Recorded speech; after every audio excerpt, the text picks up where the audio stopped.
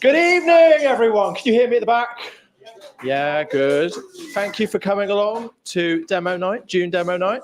I'm just going to hand you over to Nikki to do the T's and C's. Thank you. So we are using a mic because we're live streaming tonight. So there's an online audience. So hi to everybody at home if you can hear us as well. And a huge thank you all for coming out tonight on such a beautiful evening. I know it's a wrench to be in this stunning garden in this great location. And huge thanks to Newquay Orchard for hosting us tonight. Hope you enjoyed the food. The venue's a really awesome community garden. As you walked up, you probably walked through the orchard and got to enjoy it as well. So we're really delighted to be here this evening and get to enjoy some of this amazing weather and sample some of the great food. A few housekeeping things. Loos are just out here. We're not expecting any fire alarms. And if you do want to get online, there is a little cardboard plaque next to the dresser that's got the Wi-Fi password. It's getonline25! So feel free to jump on the Wi-Fi and use the hashtag TechCornwall, tag in TechCornwall or Canopy Community in any of your socials if you want to share anything on LinkedIn or any social media. My name's Nikki Davies. I'm the director of Tech Cornwall. We're a non-profit community organisation with a membership of around 100 tech, digital and software companies across Cornwall.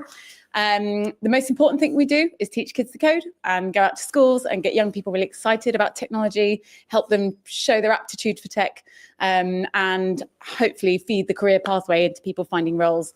And we do all that through putting on community events. We have a membership. We run some great conferences.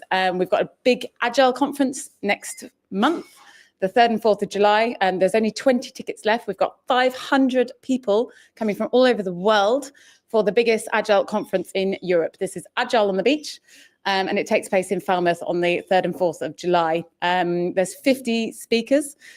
We had 501 applications for speakers for this year's event, which shows how popular it is. So if Agile is your modus operandi and actually that you want to find out more and learn from world leaders, then come along next month. There are just a handful of tickets left.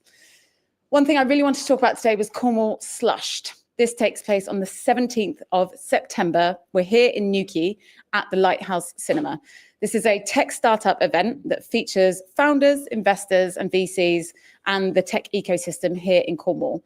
Slush is the biggest tech startup event in Europe. It takes place in Helsinki every November and brings around 13,000 startup founders and investors to Slush. And much like TED do TEDx events, Slush do slushed events.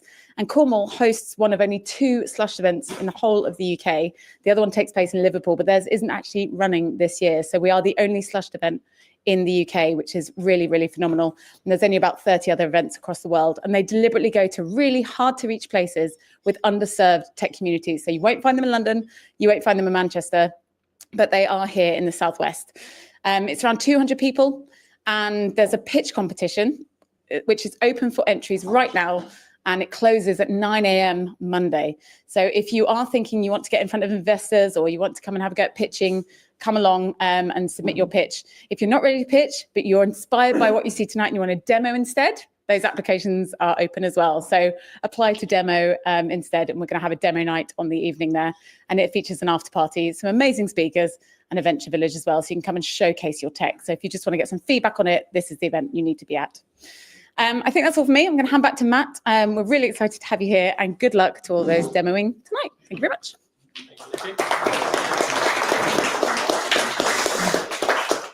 Right. If the clicker's going to work. Technical. There you go. There you go. So I'm from Canopy. It's a startup community. I'm the CTO in residence there. We volunteer our time. I'm here with Nick, who's the CMO in residence. There's a whole bunch of us. We work with a lot of startups, and we throw events like this. So we do one in London every month, and we've started to do some down in Cornwall. I'm from Cornwall, so it's a bit of a pleasure to actually be able to do one on my home turf and talk startups with companies and people in Cornwall. You can join our WhatsApp community. There's the link on there. These slides are all available after today as well to go in and have a look. Just a quick kind of quote that all that you touch, you change, and all that you change changes you. I think it's really important as startup founders that we are engaging with things and problems, and we're actually changing and making material change in the world. So it's just a nice mantra that we have at Canopy. Today, this is going to be an interactive session. So we normally say put your phones away, but today, get your phones out and you can join us. So if you go to menti.com and use the code 82582795, or actually I'll go back to the first slide. There's the Wi-Fi details there if you want to connect to the Wi-Fi, and if you scan the QR code, you'll be able to get on the Menti link. So you can follow the slides through. We're going to do interactive Q&A using the Menti platform as we go. So just give you a couple minutes to get onto the link.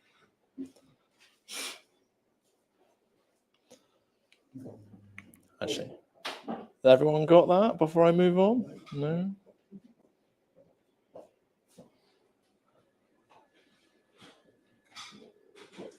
Got some thumbs up. There you go. I think we've got enough now. Let's move on. The URLs are at the top of every slide if you haven't joined before. So there you go. We've already got some comments in. Why are you here today? Demoing, support, answers, direction, networking, educate. Good. So there'll be a few kind of slides as we go through this where you can contribute. And again, this is interactive and you'll be able to go to the link and look at the results afterwards. Networking's the biggest one. Inspiration, there we go. We love a bit of inspiration in startup world. So the format for these is we have 5 demoers. They do 5 minutes of demoing and then 5 minutes of QA. And that's pretty much what we like to keep as a format, keeps things nice and tight, and we will try and move through with the time of the slides. Before we get our first demo up, I think I'm going to invite you all to indulge me and stand.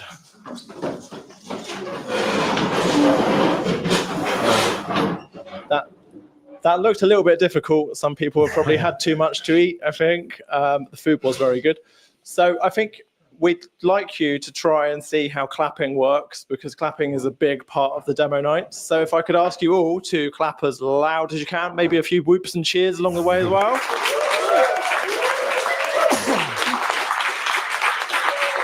Good, good. There you go. I'm always surprised at how good that goes. So the demo is coming up. They're standing in front of a load of people and they're getting for feedback on their ideas. It's quite a scary place to be. So lots of whooping, cheering, encouragement, lots of positive feedback, good questions, and we'll have an awesome demo night. Can I invite to the stage our first demo, Jeff. Round of applause, everyone.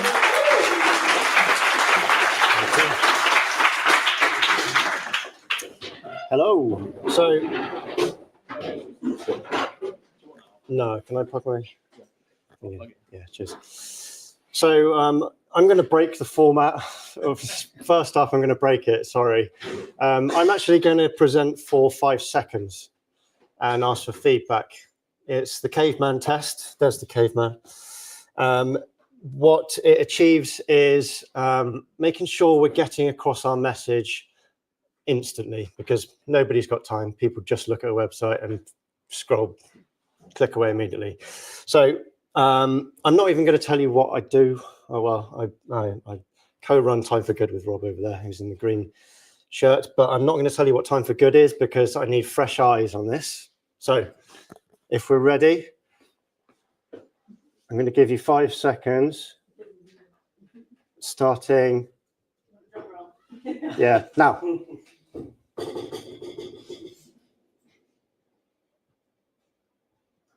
Okay. Now, actually, I might give you another 5 seconds because I forgot to organise you into groups. So Time for Good has 3 audiences, individuals, charities and businesses.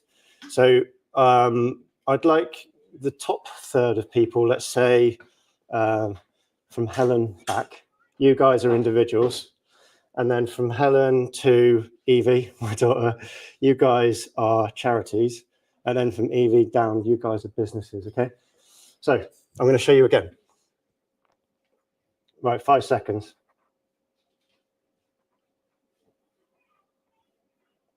Okay. So Individuals, what did you get from that? What is Time for Good? Seems like a platform where I can kind of log in and offer to do something. Yeah, thank you. Exactly that. Good, that's good. Charities, what did you get from that? Volunteer for charity, offices, helping others that you've got some free time in your life, and you're in a privileged position that you can give back to others. Thank you. Any other charities? Your charity owners? Did you get anything? Yes. Nice. And businesses, did you get anything from that? What did you take away from that 5 seconds? It seems to be a quick and easy place to help boost CSR. It's for the live stream. To help boost CSR. Shall I run around? That's fine. I can run around. I need the exercise. Cool. That's great. As the caveman, individuals, what can Time for Good do for you? You kind of answered that, to be honest, with the micro-volunteering side. But what should you do next? Yeah, thank you. Charities, same question. What could you do? What would the caveman do next? Register the charity so I can get some volunteers working. Yep. And probably the same answer. Register the business. There we go. Right. Thank you very much for that. So now I'm going to just whiz through the whole homepage. It's going to be quite quick, but that's how people view websites. So here we go.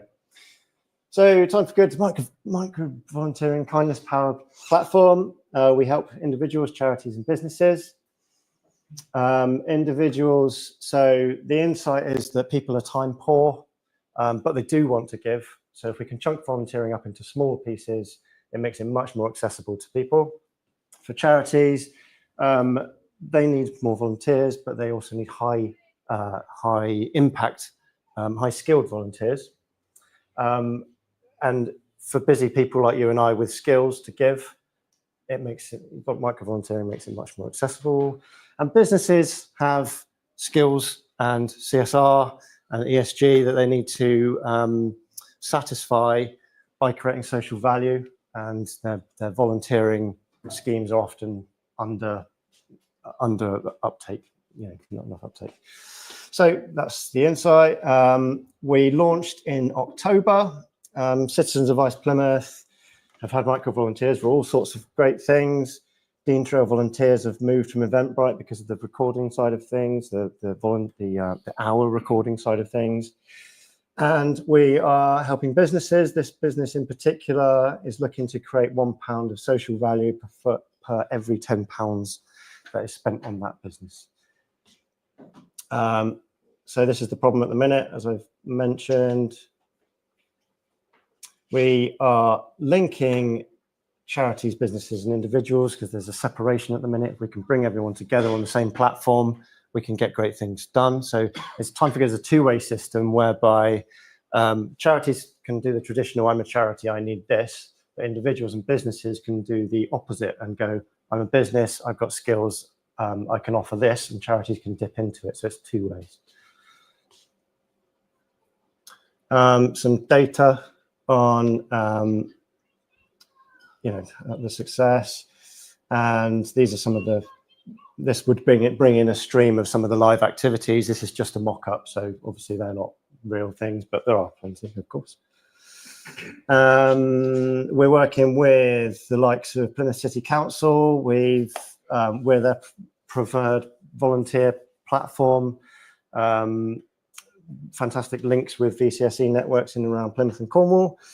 Citizens Advice are getting great stuff done, and even parliamentary support. And then this is me doing a video, probably. And then a lead magnet for businesses to sign up to a form. There'll be a form there. So yeah. I think that's all we've got time for. Thank you. Big round of applause, everyone.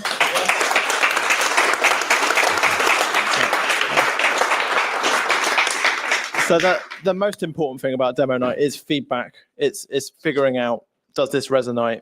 does it resonate? Are there, ideas from the audience? So has anyone got any questions? Are you missing education? Sorry, can I just give you the... Hello. Oh. Are you missing education and also some of the other groups for things like, I'm just thinking like Duke of Edinburgh's, where they're having to record kind of volunteering.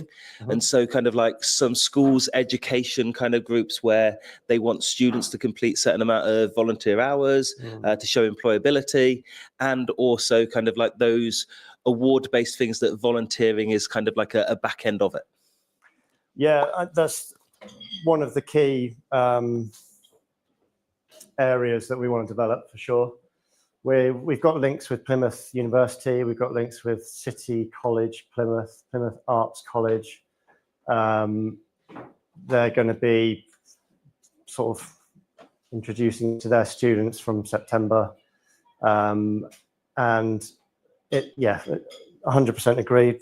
We could look into DofE people as well. We haven't explored that one, to be fair, so thank you for that idea. But yeah, students, it's a great way for them to get their CV going, because a degree doesn't necessarily mean a job these days. Whereas if they can get real life volunteering experience, it's very valuable, and Time for Good kind of creates a social CV for them. Do we have any other questions? Lots of questions.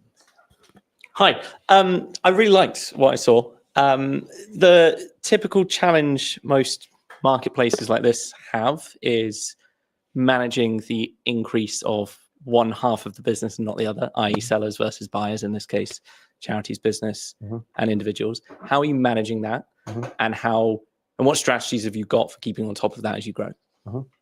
So we launched, our strategy for launching was partnering with a big charity, so Citizens Advice Plymouth, and a few others came on board because they came on board, and we onboarded their volunteers into the system to encourage cross charity volunteering, so creating an ecosystem. And creating a network of charities with their volunteers was the first step, because we didn't really, to attract the businesses, you've got to have the network of charities. So the businesses is what we're focusing on right now. Kind of once we get a critical mass of charities and that side of things going, the businesses will follow, and that is what we're finding.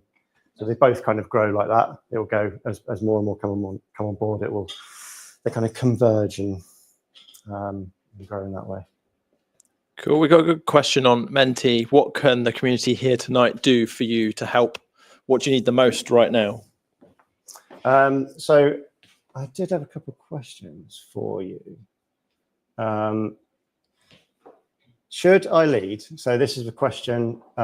Should we lead with social value, which is that's the real thing, and that's the thing that's growing? Or should we lead with ESG and CSR because it's more understood? I was wondering what the feeling is in the room on what we should lead with our marketing messages for business. The question back to that, I suppose, is how do you make money? Because actually, is it that you need loads of volunteers so that you can prove that you've got a platform with loads of people that want opportunities, and then for the business phase, or actually do you need businesses to show that there's loads of volunteering opportunities so that people can? Yeah, so the way we make money is social value subscriptions, which businesses take up. Okay. And there's three parts to that. The first part is we can find and arrange their micro-volunteering. They can also sponsor local micro-volunteering circles. Both of those create great social value, which we're going to make social value reports, social value quarterly reports for them, and kindness shareables, which take that data and turn it into, we're the kindest company in Cornwall kind of thing. So they pay a subscription for that. So social value is the thing. It's just whether it's messaging wise to bring businesses in, it's better to do CSR or ESG. Jeff, how well known is social value? Yeah, that's the thing. Some businesses are super on it, and even have social value managers, but it's not at the level yet that ESG is. If you look back to 2018, some legislation came in for ESG, and Google searches went massive for it. In February, some legislation came in for social value, and you can see the same trend happening, but we're still at the bottom of that curve. So I suppose the point is you can take the opportunity to own social value as a sort of marketing tool. So it's not that aware, but you also make sure that you're not. This is in front of the curve, and if your value is also in front of the curve, you might find that you're too far in front of the curve for people to actually spend money on it. I.e., they might take perception you're creating a problem to create a solution for it. So maybe you attach yourself a bit more to the ESG play, but keeping in mind that then as it moves to social value, you're sitting there as a reciprocator for that. You're ready for them to move into that space as well in terms of messaging. Yeah, so ESG kind of opens the door, and social value is the actual. So we are actually at time. If you've got other questions, then do find Jeff afterwards. Big round of applause for Jeff, everyone.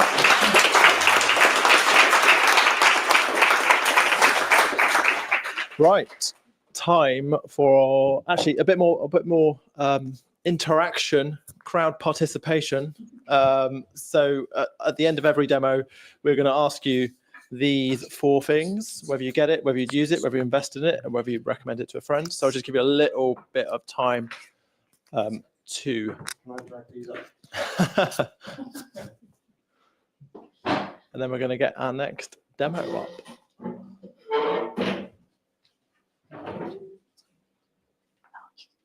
Right, you can carry on voting after the demo, and the slides will be active for the rest of the night.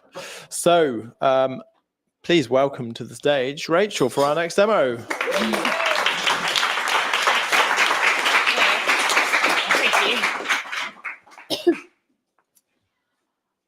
Hi everyone, my name is Rachel Morthouse. I'm a physio and I'm just writing up the final part of my PhD, which has been looking at how people who live in supported housing use technology in their everyday lives. I've also got an autistic son, and this experience has led me to develop an app because he's found everyday tasks or like life skills really tricky for a long time. So things like getting dressed, cleaning his teeth, having a shower are really hard for him because of his physical, sensory and communication needs. It means that he finds it hard to get started, he finds it hard to plan and sequence tasks, and he finds it hard to complete them.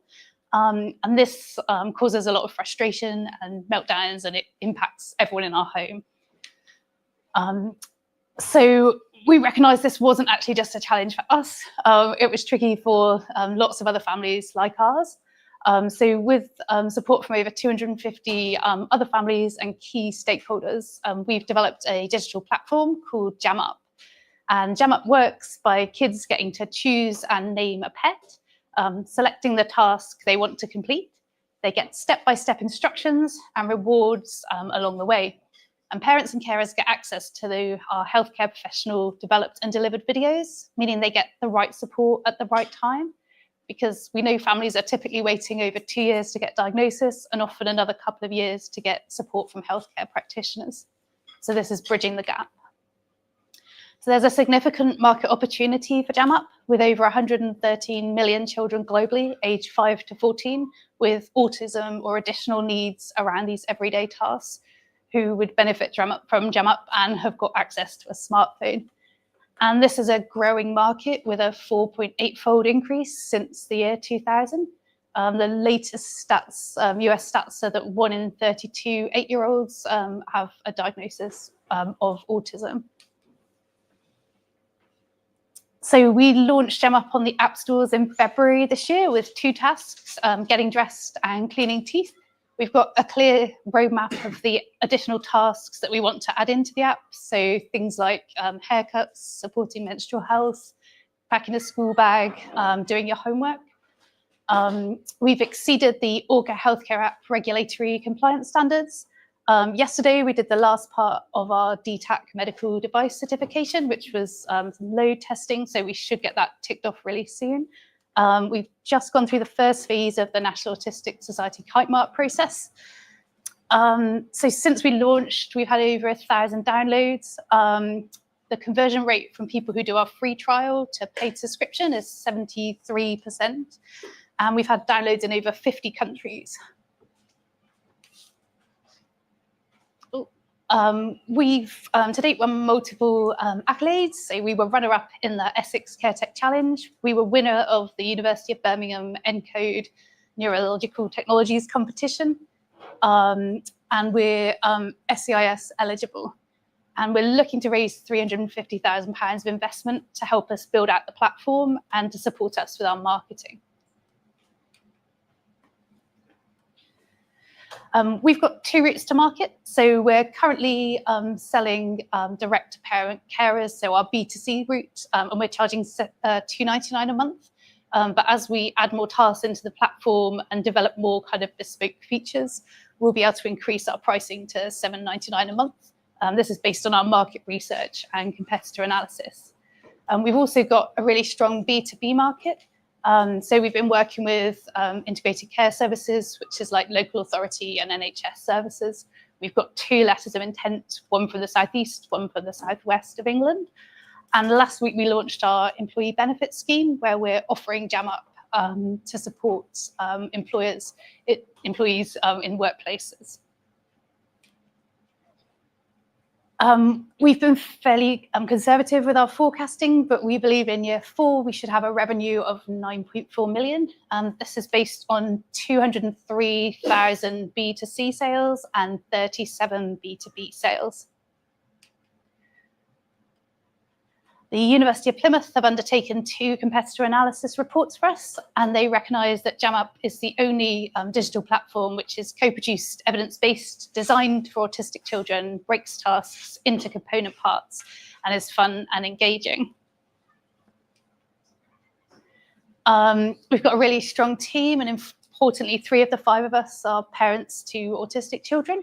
Matthew Teague's our Chief Financial Officer. He's an experienced chartered accountant and CFO for a company with £132 million turnover.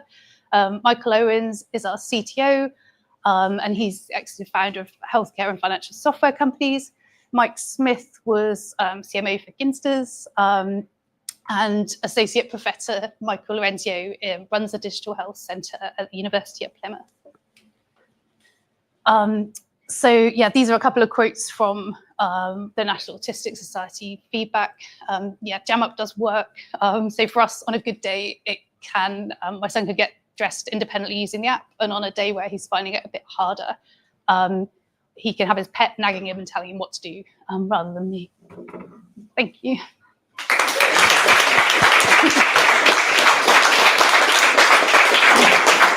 Thank you, Rachel. Have we got any questions from the audience? Anyone? Got one down there? Hi there, brilliant pitch, by the way. I was just curious, is the app for families with children who have been diagnosed with autism and families who haven't had that diagnosis? Yeah, you don't need to have a diagnosis to be able to use it. So it fits really well with the all-age autism strategy around that, which is our kind of national guidance, is that families should be waiting well while they're waiting for diagnosis. And then post-diagnosis, they should be getting support. So thank you for that. Yeah, my follow-up question would just be, have you got slightly different strategies for that? Because that sounds like you've got a bigger market than you've actually articulated. Yeah, we've sort of started targeting like autism because that's what we've understood. And then we've developed it with autistic children, but we're like putting it in the real world. Like lots of autistic children might have other diagnoses, or parents might think their child's autistic, or other kids are using it like siblings and they just find it useful because it's quite fun. It kind of seems to be going that way. But and also people who maybe have acquired brain injuries like dementia or stroke, or people with learning disabilities. So there's quite a range of people that would benefit from using it. Any other questions from the room? No, down here. I think you said that the age it goes up to is like 14.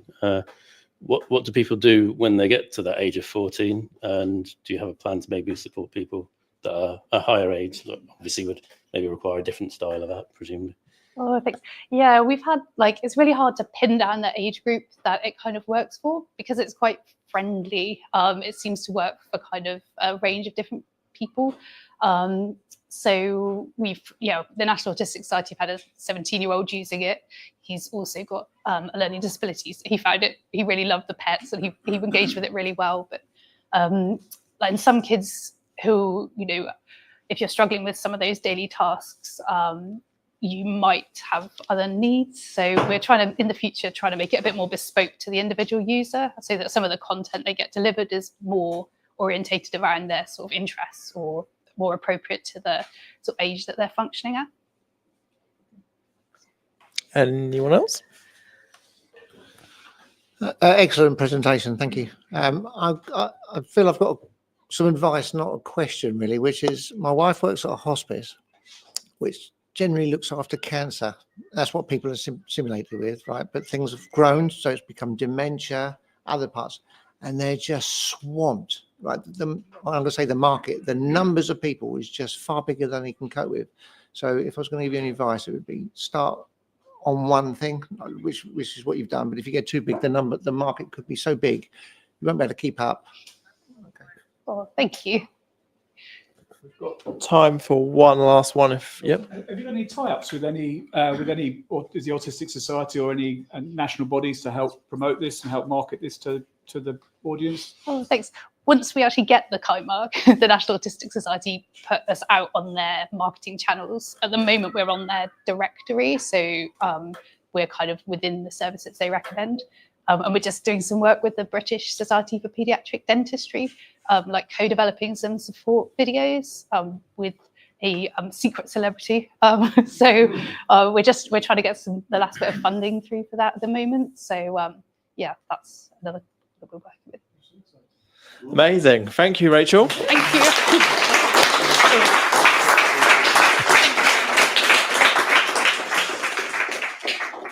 Do get involved on Menti. We've only had one question so far, and the in-person questions are nice. So we do like those as well. But don't forget the tech. The tech doesn't get forgotten easily. So on to our next demo. We've now got Sean and Gary.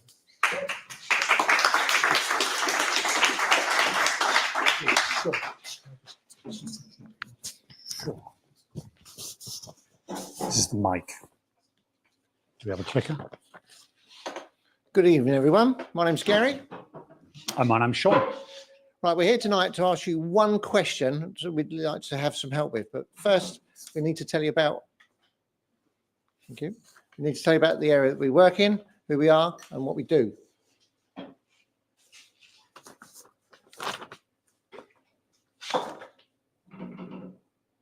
Stop one of the bottom. That's the wrong button. My apologies. There's too many buttons on it. Just that one. Yeah. Okay, because I'm left-handed. Okay, did you know that in the UK there are 30 million homes? Okay, and there are a further 3 million commercial buildings from banks, hospitals, hotels, and other retail properties. Each and every one of those has an electrical installation, just like you do at your home, okay? And we need those for heat, light, and power. Now, when anybody puts in an electrical installation, the engineer has to fill in a certificate or a report and give this to the owner of the property or the person responsible for the business, okay? And the thing is, this is very important because it's a statement of declaration, and sometimes things get changed. All right, so when you put in new circuits or you have some modifications to the building, they need to fill in the paperwork and give that to the client as well. Okay, this is a huge amount of business. All right, and it's a legal requirement in some cases, especially for the private rented sector. And there's 4 million homes in that for if you're a landlord. Okay. Furthermore, if you're in a retail or commercial building such as this, you are obligated by law to maintain the electrical installation, right? To make sure it's safe, right? And people do that by getting in an engineer and he inspect and test and write out a report. And then it state whether it's safe for continued use or if it needs further work. This is a huge market. There are 50,000 engineers, over 100,000 electricians, and it's worth to the UK every year £20 billion.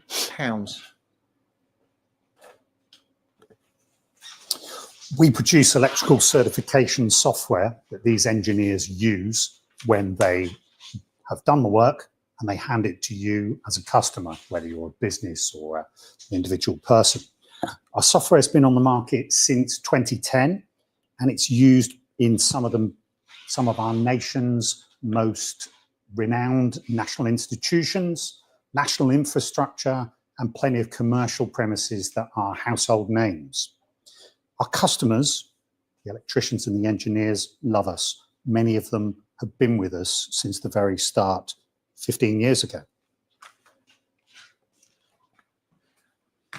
These documents are extremely complex, all right? And the electricians and the engineers that work on it train all their lives to get them up to speed, and they have to train very hard, and for the rest of their lives they do continual development, all right?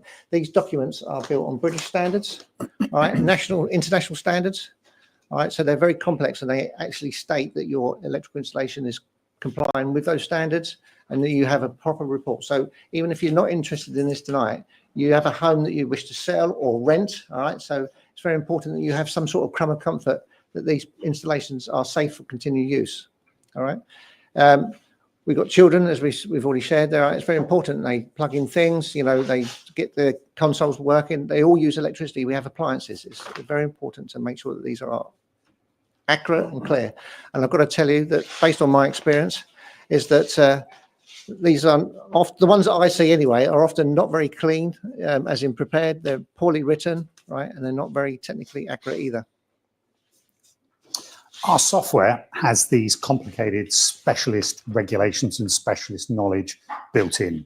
As the engineer enters the details, our software fills out other parts of what will become the certificate or report, noting particularly any deviations or any areas that are unsafe. What you're seeing here, these highlighted lines, I say you're seeing, it's a little bit blurry, apologies for that, but the engineer has just entered these values here.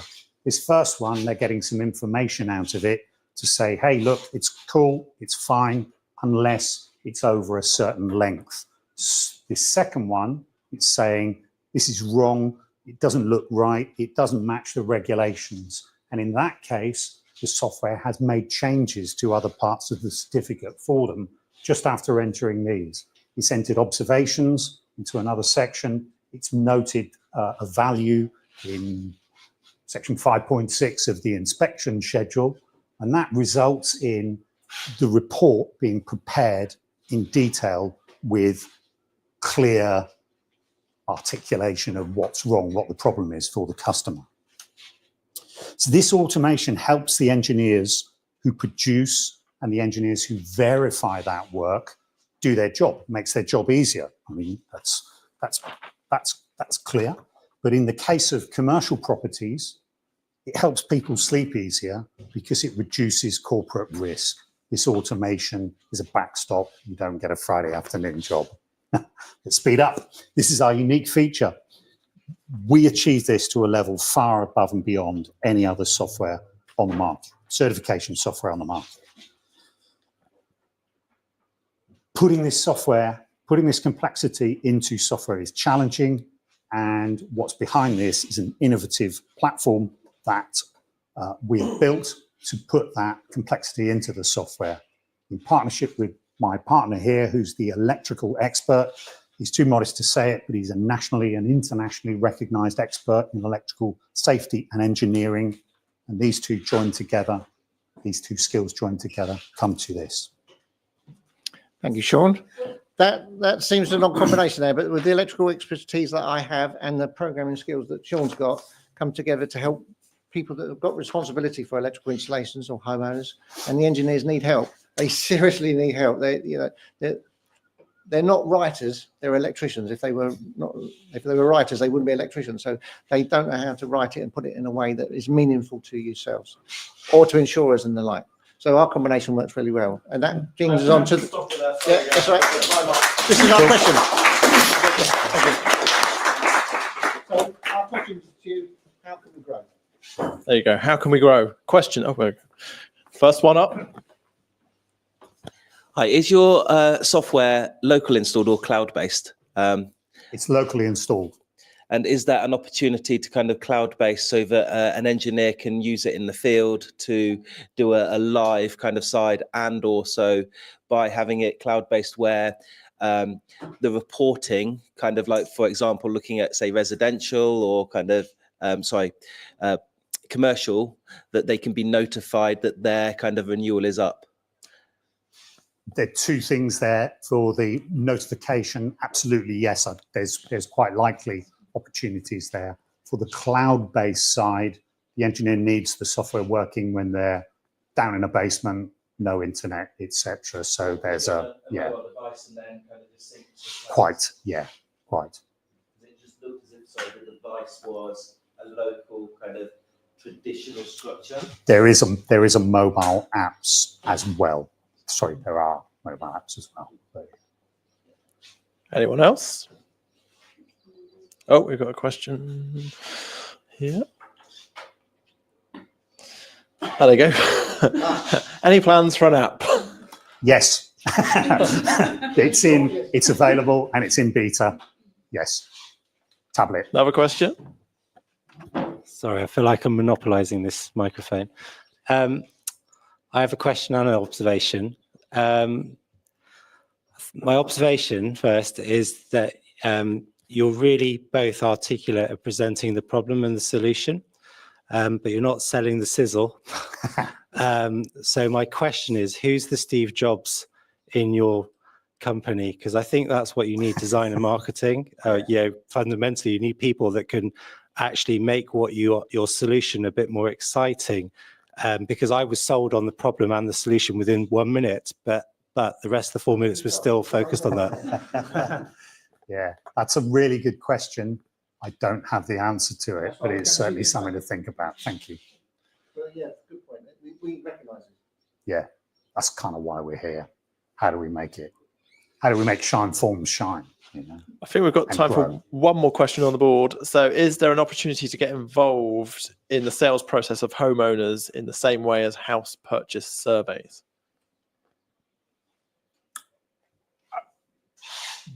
I guess so, yes. There's value in having not just the certificate, but the data around your certificate as well.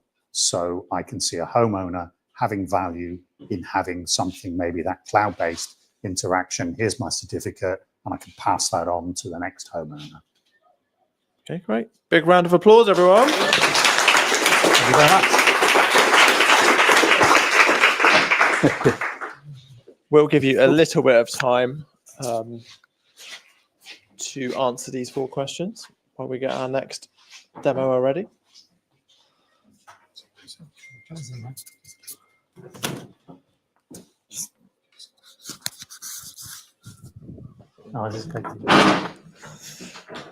Right. Big round of applause for Joad, everyone. Thank you.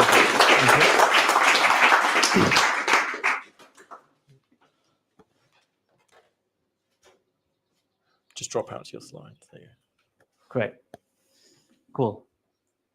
Thank you for having me in. I just want hands up if you used Uber before. Almost everyone. Okay. Have you ever paid double the price on a trip just because of demand? Hands up. Okay, cool. So we've all been in this situation where we just pay double the price just because demand is high or it's raining. Simple as that.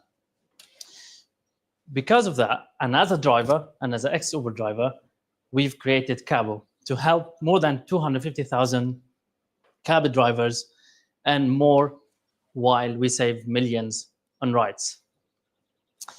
So the problem we're facing is the demand goes up on night, price double the price, triple the price. No one can control the market. Even councils are not allowed to control the prices. And guess what? All this money goes, half of it goes to the Uber and half of it goes for the driver. So Uber charge 50% on each ride, up to 50%. On some rides, they charge less. On some rides, they charge 50%. Obviously, algorithms plays a big role in this. So we've created a solution where we said, we don't charge commission for the drivers.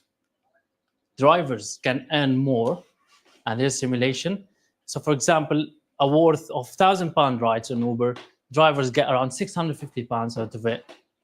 On Cabo, worth of 900 rides, £900 for the same amount of rides, and the driver gets £865.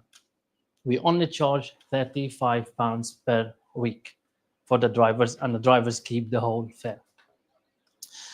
Our team, obviously they know what's in. Our team is myself, an ex-Uber driver, and I own 2 other transportation companies, and I was in transportation operation management in Amazon. Our CTO, he's DeepL engineer. So he works with DeepL, which is an AI translation company. And he built and scaled fintech, marketplaces, and insurance tech startups. Our CEO, he's 5 years experience in fleet and logistics and driver management in Amazon. And our advisor, he is the head of growth and operation in Saudi-based Cabo business model app. So the business model we've had is proven, and it's based on a proven case studies in Saudi, where they do around 100,000 rides a day and around 35% of Saudi market share. Obviously, there's others in Spain and Greece, and obviously in other couple countries. So we have launched the app on 17th of April. We've had 2,000 downloads in our beta and 600 rides complete in our first 4 weeks, worth around £15,000 of rides. We've got more than 500 drivers in Bristol only.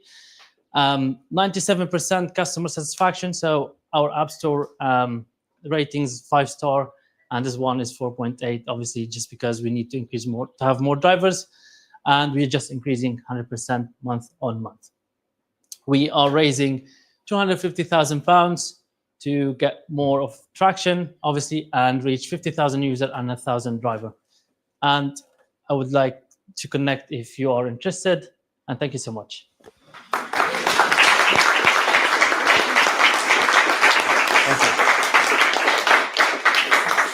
Thank you for that. Who wants our first question? Right at the back.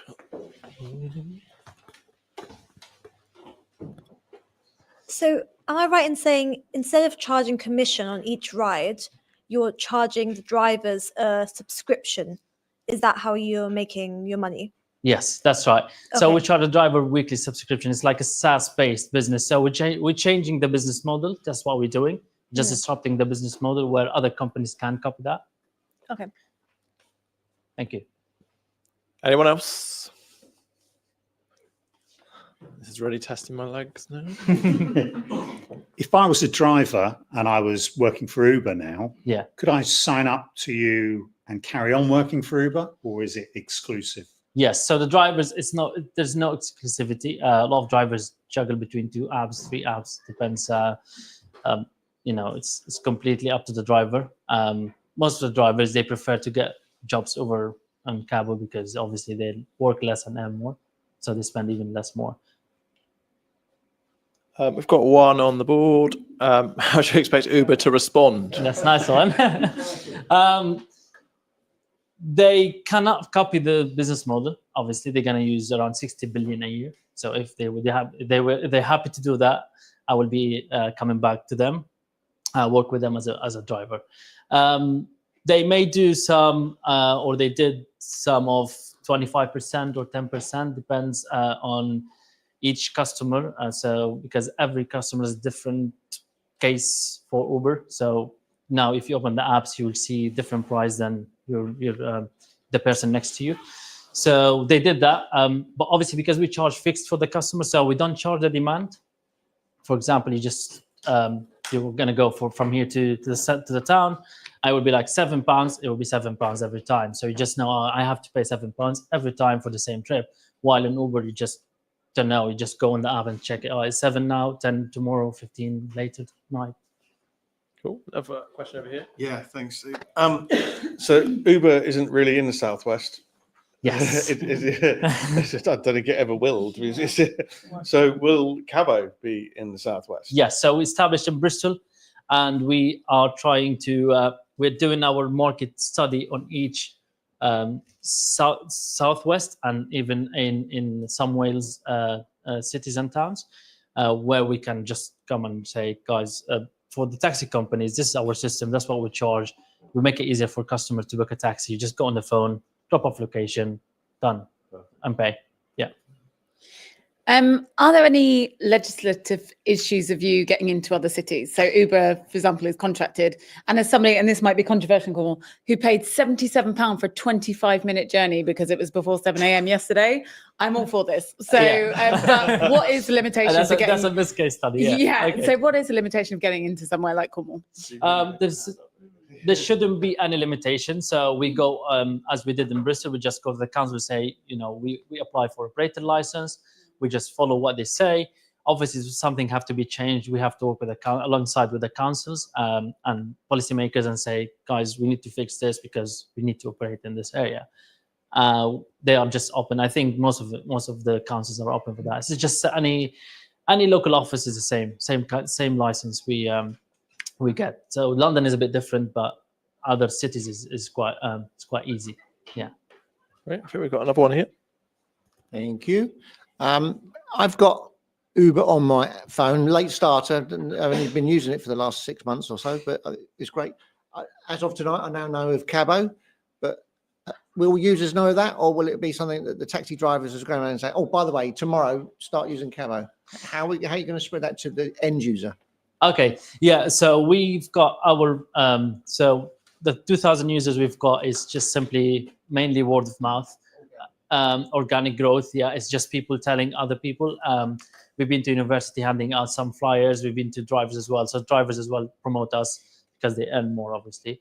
And they got barcodes where users can scan download the app and get, I think, first ride is £10 off, first ride of £5, depends which place of the city we are promoting. And that's how we get to users. Yeah, it feels only right to have our last question as an exit question. I don't think we're gonna sell to Uber. The thing is, if they commit to stay on the same business model, because we're trying to have the drivers, is totally driver focused and rider focused business. We focus on rider and the drivers, but because that's why we have really lean business model, and we have really lean business. So we're building the business just to have around 230 team members. We don't need more than that. So we don't have expensive software engineers. We don't have any other big costs that we have to cover. The Saudi company, for example, they only have 40 people and they do 100,000 rad a day. They make millions anyway. Yeah. Right. Big round of applause, everyone. Thank you.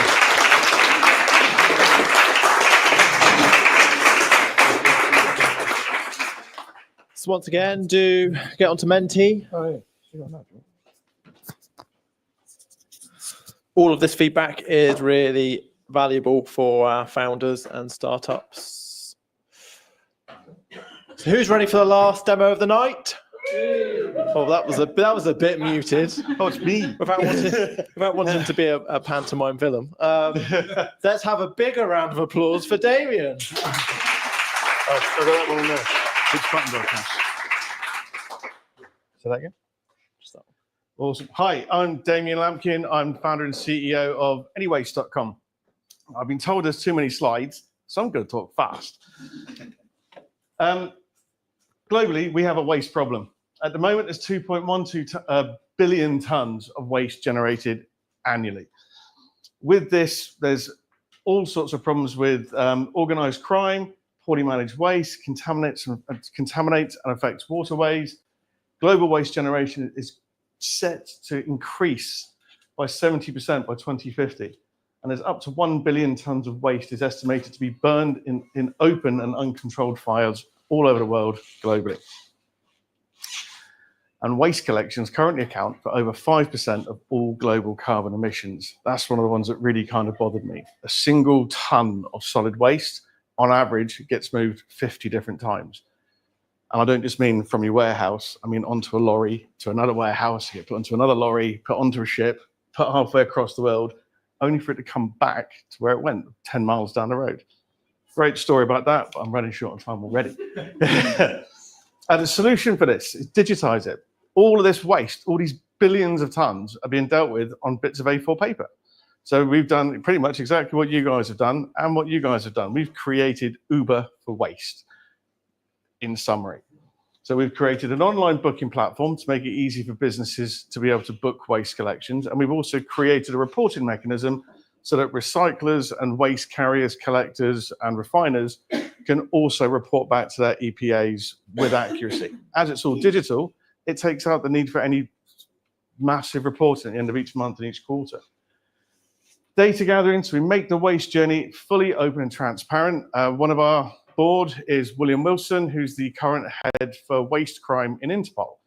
It's a massive issue. It's not just waste, illicit waste crime, it's people trafficking, it's firearms, it's drugs, and it all goes under the guise of waste. So by tracking it and monitoring it globally, we can reduce that.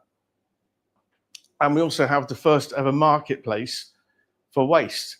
So I've already used Uber, I've already used your guys as well. So we also created eBay for waste. Nothing unique. We just take the really good ideas, stuck it under a great banner, and we've made it completely tailored for the waste industry globally. How do we add value? So we reduce cost, time, and management of waste collections. We increase traceability of waste, and we increase reuse of waste materials. How do we do this? It's really, really simple. All of a sudden, we can now tell what customer, what producer of waste, people throwing stuff away, is thrown away, where they are. We can tell seasonal trends on waste down to the geographic. So we can see if there's more plastic straws being created in Florida in June to August than there are anywhere else in the country, and we can make sure the right recyclers are in that area. Fulfills all Environment Agency and EPA digital reporting requirements, which is a law as of 2026, April 2026. Every business in the country, you have to track your own waste. You have to track it with your waste providers. They will provide you a system. If you use more than one waste company, you'll have more than one waste system. So our system is a single wallet that talks to all of them. So you can just download our system. If your company is under £1 million a year turnover, it's free. If you're over £1 million a year turnover, it's £10 a month. So we make it really, really simple for businesses to comply. Recyclers pay a bit more. So if you're a recycler, you're paying more than a tenner. We also reduce waste movement, and we understand when and where waste is going, so we can actually help people make the better investment. Like I said, if there's more straws being created and generated in Florida between June and September, that's where you want the recycler to be. You don't want the recycler in Singapore. Current traction. So we're not just building, we're already moving tons of waste. We've got existing relationships with major suppliers. Waste Care, one of the largest, they did 32,000 collections a day. We're dealing with about 1,000 tons of battery waste with them every year in partnership with a company called Lincoln Storm, who is the only lithium-ion battery recycler in the country. Envirobat in Spain, we're doing 300 tons a year with them. Again, specialist waste. We took the specialist, troublesome waste streams that tend to catch fire, and we wanted to track them first. So the shipping companies love us because we can tell them if there's lithium ion coming onto their ship, how it's being moved, and what the temperature is as well. PBRL, Stena, Sea-Link. Stena, a lot of people don't know this, the big ferry company is actually the Nordic's largest waste management company. We're doing work with them, again, around batteries, and HasTech in the UK as well. So just for this year alone, we're dealing with over 2,000 tons. As of Friday last week, that actually bumped up to close to 7,000 tons with other clients that we're dealing with across Europe. We have strategic partnerships with Lincoln Storm. As I said, we have a signed CLN deal in motion for 1.5 million over 3 years, which is related against tonnage. So we look after tonnage for a certain client. They pay us £500,000 a year to do so. If it goes over that, they pay us more. we have our own in-house software development team coming in as of September this year. So I've got a lot of work to do to find a place to sit because we work remotely at the moment. We are going to be going out for investment despite having £1.5 million worth of work and this CLN for 1.5 as well. So we're looking for £2 million. We have a pre-money valuation of 20 million. We did not value ourselves. We've been independently valued, prompted by KPMG, PEM Group, and TCAS Limited. We are doing a full, complete UK launch in April. Am I doing all right with time? You're pretty much at time then. Epic. So we're also bringing AI, blockchain, in-house engineers across the UK, launching an affiliate program, which we already have people ready to go with. EIS approved, 1.4 million signed in live contracts that start this month. So again, as Nick knows, it's why I'm a very busy boy. But we have a great team to help deliver on this as well. Man, went bad. So it's myself, Isabel Knight, former Morgan Stanley. We have George Eustace, former Secretary of State for the Environment.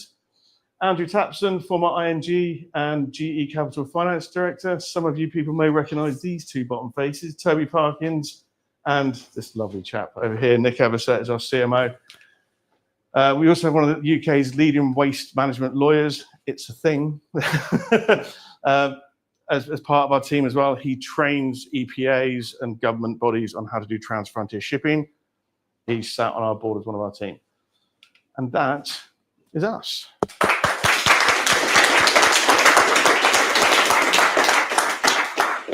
We've got a question already on Menti. So do you... I guess that's Pedro.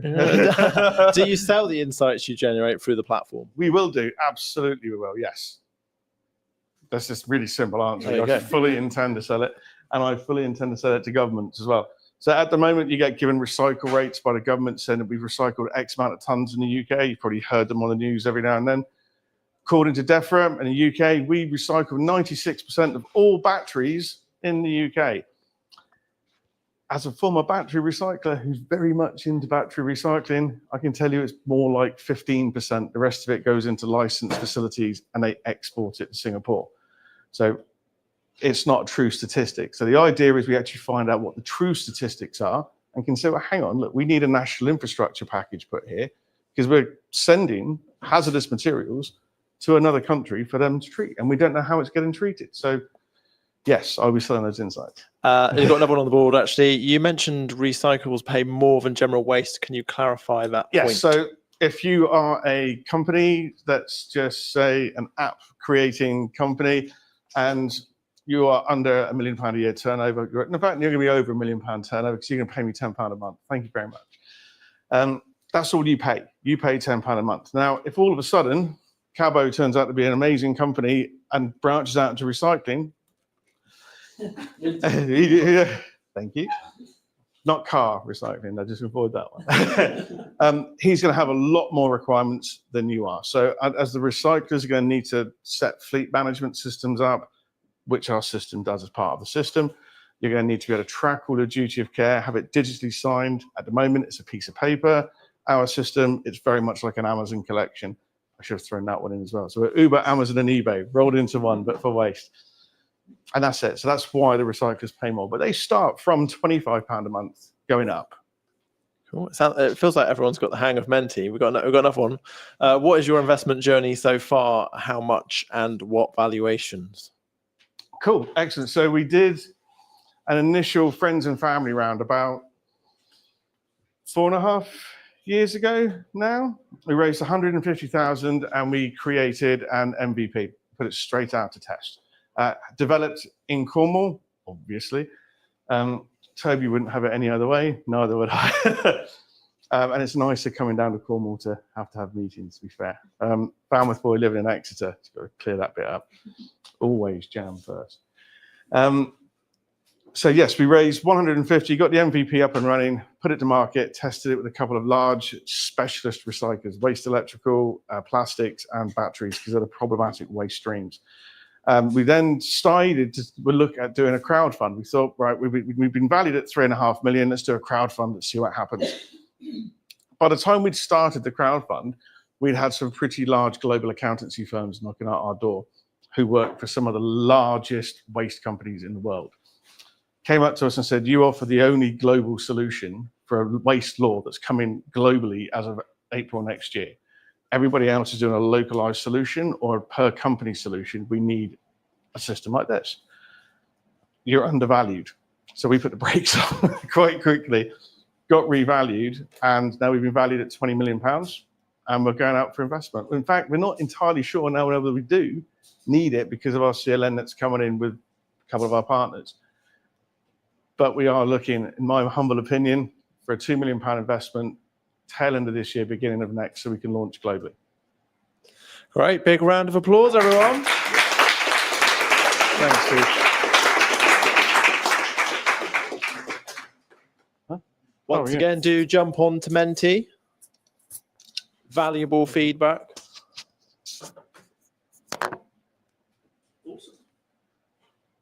Just give you a couple seconds just to do that. Again, these slides will be available for the rest of the evening. After this as well, there's a few more. So this is an important one for us. So we do our People's Choice, I think it's called. So obviously, you know, we're all friends here, but you know, yeah, it might change. So that's good evidence to have. But do get your votes in. We will be interviewing the People's Choice, and it goes on our YouTube channel. There you go. Sorry, Damien. Good job you took the picture. To be fair, and there's a few more after this. So feedback is what we want. We want to get feedback from you. We want to improve our events. As I said, we run these in London and Cornwall now. Our next one is with Slushed in September. So do come along to that. Do say if you recommend this to a friend. Again, all good feedback for us. And also, if there's one thing you'd change, what would you change about demo night? All good feedback. And I'm not going to keep you from the sunshine any longer. So we are doing a remote demo night in July, which you can join online. So we do remote demo nights in July and August. And then we'll be resuming a London demo nights in September, and also a demo night down in Cornwall in September. Thank you so much for coming along. Have a wonderful evening, and see you again next time. Bye.